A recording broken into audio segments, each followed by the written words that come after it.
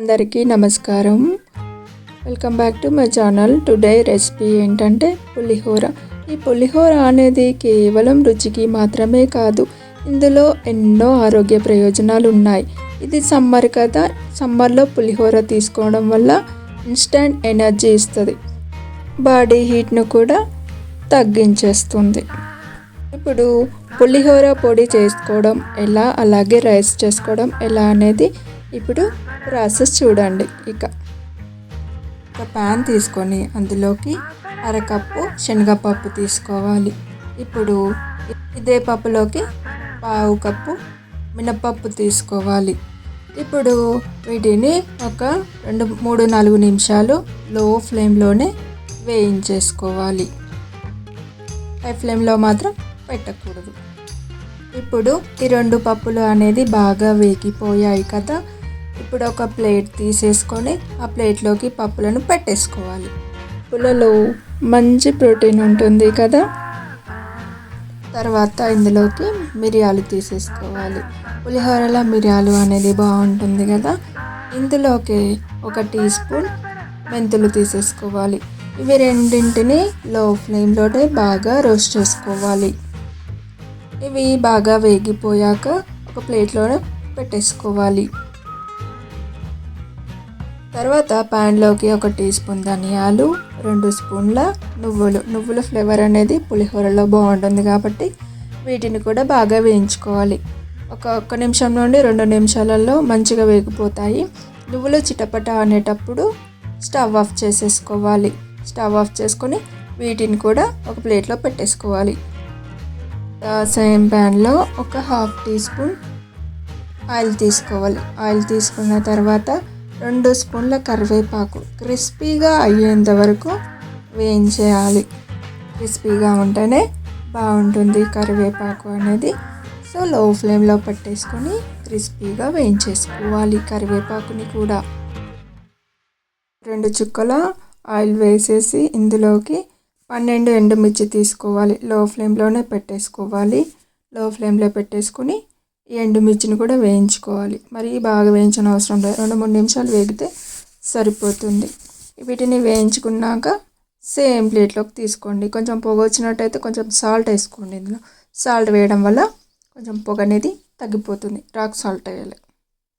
వేగాక ఒక ప్లేట్లో పెట్టేసుకున్న తర్వాత స్టవ్ ఆఫ్ చేసుకోవాలి. ఇందులో చింతపండు తీసుకోవాలి.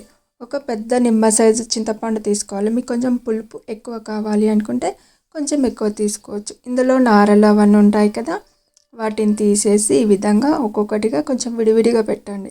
స్టవ్ ఆఫ్ చేసుకున్న తర్వాత ప్యాన్ వేడికి ఇది వేడవుతుంది, వేగిపోతుంది. ఇది కొంచెం వేడెక్కాక ఒక ప్లేట్లోకి తీసేసుకోవాలి చింతపండుని కూడా. వీటన్నింటిని పొడిలా చేసేసుకోవాలి. జార్ తీసుకొని ఫస్ట్ మిర్చిని పౌడర్లా చేసేసుకోవాలి. తర్వాత వీటన్నింటిని యాడ్ చేయాలి. ఈ పులిహోర పొడి అనేది పెరకగా ఉంటేనే బాగుంటుంది.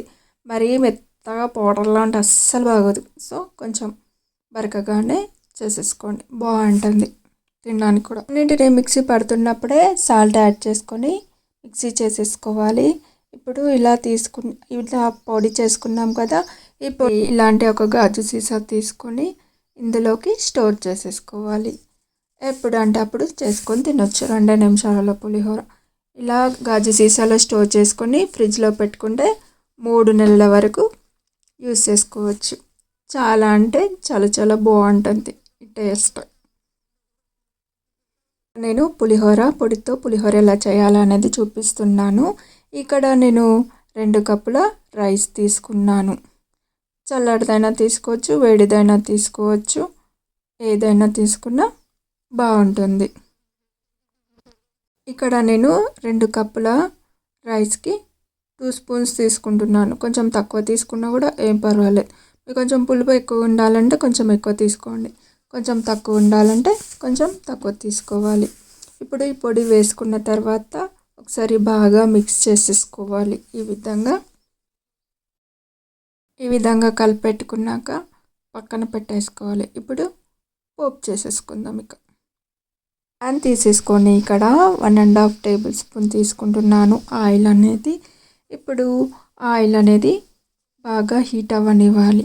ఆయిల్ అనేది హీట్ అయ్యాక 1 టీ స్పూన్ జీలకర్ర తీసుకుంటున్నాను నేను ఇక్కడ. జీలకర్రని ఫ్రై అవ్వనివ్వాలి. మీకు జీలకర్ర ఇష్టం లేకపోతే స్కిప్ చేయండి. తర్వాత ఇందులోకి 2 స్పూన్ల పల్లీలు తీసేసుకోవాలి. ఈ పల్లీలను కూడా బాగా వేయించుకోవాలి. ఇందులోకి కొంచెం పల్లీలు అనేది వేగాక శనగపప్పు తీసుకోండి. శనగపప్పు అండ్ మిర్చి కూడా తీసేసుకోండి. మిర్చి తొందరగానే వేగిపోతుంది కదా.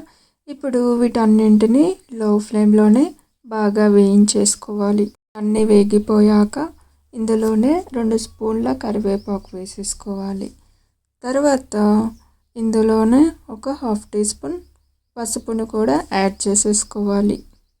తర్వాత ఇందులోకి ఒక 1/2 టీ స్పూన్ నుండి 1/2 టీ స్పూన్ నుండి 1/2 టీ స్పూన్ పసుపు వేసేసుకోవాలి.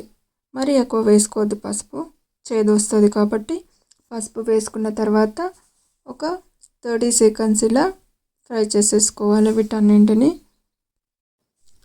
తర్వాత వీటిలోకి పులిహోర పౌడర్ కలిపి పెట్టుకున్న రైస్ని ఇందులో పెట్టేసుకోవాలి.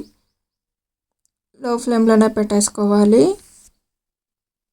ఈ రైస్ అంతా పోపులో యాడ్ చేసేసుకున్న తర్వాత ఈ విధంగా బాగా కలిపేసుకోవాలి. కొంచెం పెద్ద స్పూనే తీసుకోండి, కొంచెం చిన్న స్పూన్ అయితే కష్టంగా ఉంది కాబట్టి ఈ విధంగా బాగా కలిపేసుకోవాలి.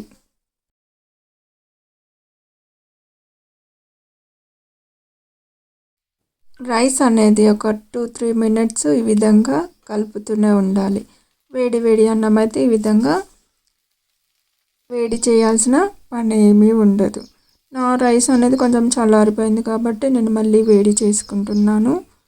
టేస్ట్ మాత్రం ఏ విధంగా అయినా సేమ్ టేస్ట్ వస్తుంది, బాగుంటుంది ఈ రెసిపీ అనేది. ఈ రెసిపీ అనేది రెడీ అయిపోయింది. ఒకసారి బాగా కలుపుకొని ఈ విధంగా సర్వ్ చేసుకోవాలి. చాలా అంటే చాలా చాలా బాగుంటుంది. 5 నిమిషాల్లో పులిహోర అనేది రెడీ అయిపోతుంది. పొడి ఉంటాయి. ఈ వీడియో కనుక మీకు నచ్చినట్లయితే లైక్ చేయండి, షేర్ చేయండి, కామెంట్ చేయండి, సబ్స్క్రైబ్ చేయండి. Thank you for watching.